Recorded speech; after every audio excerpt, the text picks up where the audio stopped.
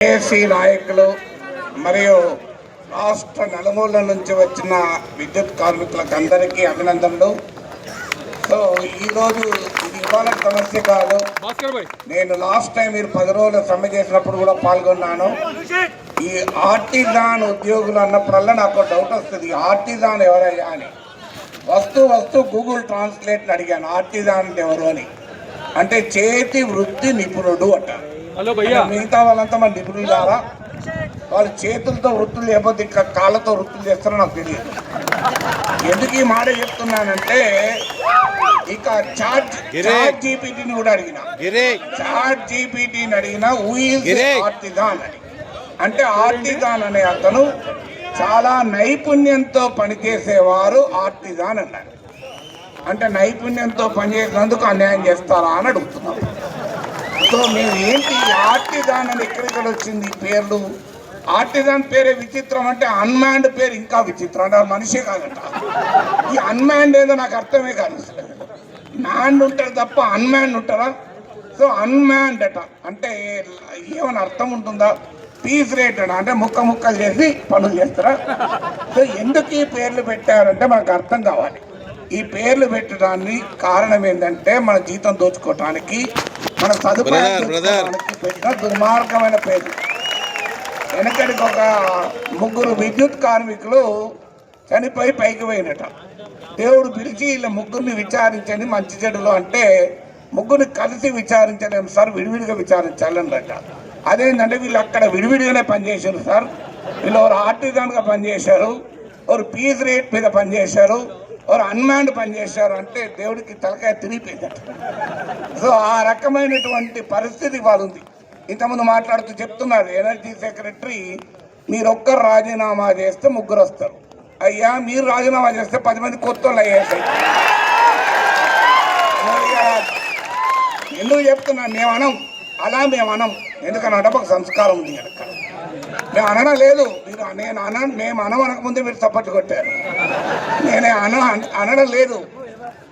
మేమేమంటున్నాం అయ్యా, నేను ఎందుకు చెప్తున్నానంటే ఈ ఎనర్జీ సెక్రటరీ గారికి చెప్తున్నాం, అయ్యా మీలాంటి వాళ్ళకి చదువు చెప్పినోడిగా మాట్లాడుతున్నాను, నేను బట్టిగా మాట్లాడతలేను. నేను నేషనల్ అకాడమీ ఆఫ్ అడ్మినిస్ట్రేషన్ ముస్సోరిలో విజిటింగ్ ప్రొఫెసర్గా పనిచేశాను.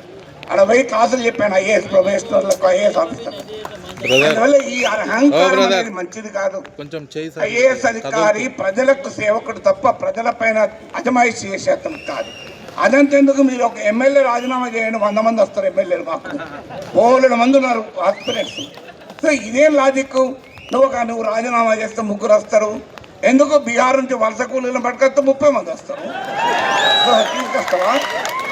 ఏం మాట్లాడుతున్నావో అర్థం ఉండాలి కదా. ఇలా ఎందుకు అడుగుతున్నాం మేము? అయ్యా మేము ఏం అడుగుతున్నాం, మమ్మల్ని అబ్జర్వ్ చేసుకోండి అని అంటున్నాం. కాదు, ఈ ఎగ్జిస్టింగ్ సర్వీస్ రూల్ మాకు కూడా అప్లై చేయండి అంటున్నాం. ఎందుకు అప్లై చేయమంటున్నాం? అయ్యా ఆ మధ్య ఒక అమ్మాయిని అడిగాను నేను, ఆర్టిజాన్ ఏంటమ్మా పెళ్ళై 3 ఏళ్ళు అయింది కదా, ఎప్పుడు ప్లాన్ చేసుకుంటున్నాం అంటే, కాదు సార్ అది నా చేతులు లేదు సార్, మా డిపార్ట్మెంట్ చేతులు ఉంది అని. ఎందుకంటే నాకు ఎగ్జిస్టింగ్ సర్వీస్ రూల్స్ అప్లై అయితే అప్పుడు వస్తుంది మెటర్నిటీ లీవ్ అని. అంటే ఆర్టిజాన్ అయితే మెటర్నిటీ లీవ్ లాస్ ఆఫ్ పేలో పోవాలి. అంటే మాతృత్వంలో కూడా వివక్ష చూపుతారు ఎక్కడన్నా? మాతృత్వానికి తేడా ఉంటుందా? ఒక ఎగ్జిస్టింగ్ సర్వీస్ రూల్ ప్రకారం మదర్ అయితే ఒక బెనిఫిట్, ఆర్టిజాన్గా మదర్ అయితే ఇంకో బెనిఫిట్. అంటే అమ్మ మధ్య కూడా మీరు వివక్ష చూపే దుర్మార్గం ఎందుకు? ఇవాళ ఒక ఆర్టిజాన్ పోలెక్కి పడిపోతే ఏ బెనిఫిట్ ఉండదు. ఎందుకంటే పడిపోయేటప్పుడు వేరే తేడా ఉంటుందా?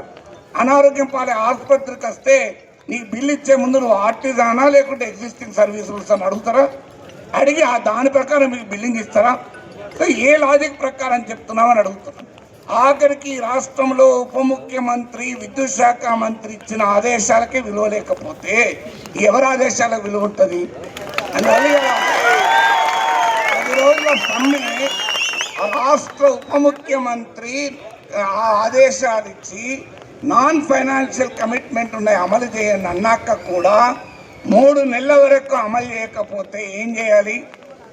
తెలంగాణ రాష్ట్ర ప్రభుత్వాన్ని కూడా హెచ్చరిస్తున్నాం. ఇలా ఆర్టిజాన్లకు మధ్యస్థగా కాక్రోచ్లు కూడా బయటకు వచ్చే ప్రమాదం ఉంది. ఢిల్లీలో కాక్రోచ్ల మద్దతుగా రాహుల్ గాంధీ వచ్చాడు. ఇక్కడికి వస్తాడో లేడో చూడాలి మనం. రమ్మని ఆహ్వానించుదాం మనం కూడా. సో ఎందుకంటే కానీ ఒక్కటి మాత్రం గుర్తుపెట్టుకోండి, ప్రభుత్వాలు మారితే ప్రజల సమస్యలు వాటంతరవే మారుతాయని భ్రమల్లో ఉండకండి. నేను 40 ఏళ్ళుగా చూస్తున్నా, అనేక పోరాటాల్లో పాల్గొన్నా. అల్టిమేట్గా అధికారంలో ఎవరైనా ఉండని ప్రజా ఉద్యమాలతోనే సమస్యల పరిష్కారం అవుతాయి, మన పోరాటాలతోనే సమస్యల పరిష్కారం అవుతాయి. పైరవీలతో పరిష్కారం కాదు, మధ్యవర్తిత్వాలతో పరిష్కారం కాదు. అధికారంలో ఎవరున్నా చెప్పే నీతులు ఇవే. మీరు ఒక్కరు పోతే ముగ్గురు వస్తారనే నీతి చెప్తారు. ప్రతిపక్షంలో ఉన్నప్పుడు మాత్రం మనకు పూర్తిగా మద్దతు ఇస్తారు. మీరు ఎవరినైనా పిలవండి, ప్రతిపక్షంలో ఉన్న వాళ్ళని మద్దతు ఇవ్వకపోతే చూడండి. సో అందువల్ల మరోసారి ఉద్యమాలను నమ్ముకుందాం. ఇక్కడ ఇవాళ కొన్ని వేల మంది ఉన్నారు, కానీ మొత్తం ఆర్టిజాన్లు 19,500 మంది. మొత్తం 51,000 మంది విద్యుత్ ఉద్యోగుల్లో 20,000 మంది అంటే ఇక మిగతా వాళ్ళని కూడా కలుపుకుంటే, మన ఇంట్లో ఉన్న కుటుంబ సభ్యులను కలుపుకుంటే 1,00,000 మందితో మన హైదరాబాద్ దద్దరిల్లు ఎలా చేయాలి. మీరు అలా చేస్తారా చెప్పండి, సమస్య పరిష్కారం కావచ్చు. మీరు ఎందుకంటే నేను చాలాసార్లు చేశాను, ఆర్టిజాన్స్ పోరాట పటిమ చాలా ఎక్కువ. ఎందుకో మనకు తెలియదు, ఆర్టిజాన్ కాబట్టి కావచ్చు. చాలా పోరాట పటిమ ఉంటుంది. ఏ ఉద్యమానికైనా వేలల్లోనే వస్తారు. నేను 100లలో ఆర్టిజాన్ ఉద్యమం చూడలే. అందులో ఈరోజు వర్షం పడుతున్నా, ఎక్కడ ఏ అడ్డంకులు ఉన్నా కూడా వచ్చారు. ఖచ్చితంగా పోరాడదాం. మాలాంటి వాళ్ళు ఎప్పుడూ మీకు అండగా ఉంటాం. మరొక్కసారి అరెస్ట్ కూడా చేసి రాకుండా అడ్డుకున్నారు. బహుశా ఇంకెక్కువ వేల మంది వచ్చేవాళ్ళు. కానీ ఎప్పుడు కూడా గుర్తుపెట్టుకోవాలి, అధికారంలో ఉన్న వారికి అరెస్టులతో మీరు ఉద్యమాలు ఎప్పుడూ ఆపలేరు. అరచేతిని అడ్డు పెట్టి సూర్యకాంతిని ఎట్లా ఆపలేరు, అరెస్టులతో నిర్బంధాలతో ప్రజా ఉద్యమాలను ఆపలేరు. అందువల్ల ఈ రకమైన ఆలోచన మానుకొని ప్రజాప్రభుత్వం అని చెప్తున్నారు కనుక ఈ సమస్యలు ఇవాళకి కావు. ఇలా నిన్నమన్న పాయింట్ అయిన వాళ్ళకి కాదు. ఏళ్ల తరబడి ఉన్నటువంటి విద్యుత్ కార్మికులు వీళ్ళను మేమేం అడుగుతున్నాం, మీరు ఇష్టమైనట్టు ఇవ్వని అంటలేం.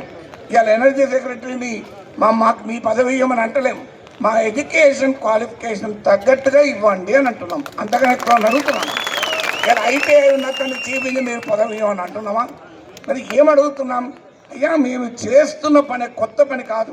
ఇవాళ ఆర్టిజాన్లే లేకపోతే విద్యుత్ రంగం షాక్ తగులుతుంది. ఆఖరికి మనం ఓ మీటర్ ఫిట్ చేయాలన్నా, ఒక మీటర్ రీడింగ్ ఇవ్వాలన్నా, ఓ పోల్ ఎక్కాలన్నా ఇలాంటి ఉద్యోగులు ఎక్కుతేనే తప్ప పని కాదు. అది అందరికీ తెలుసు.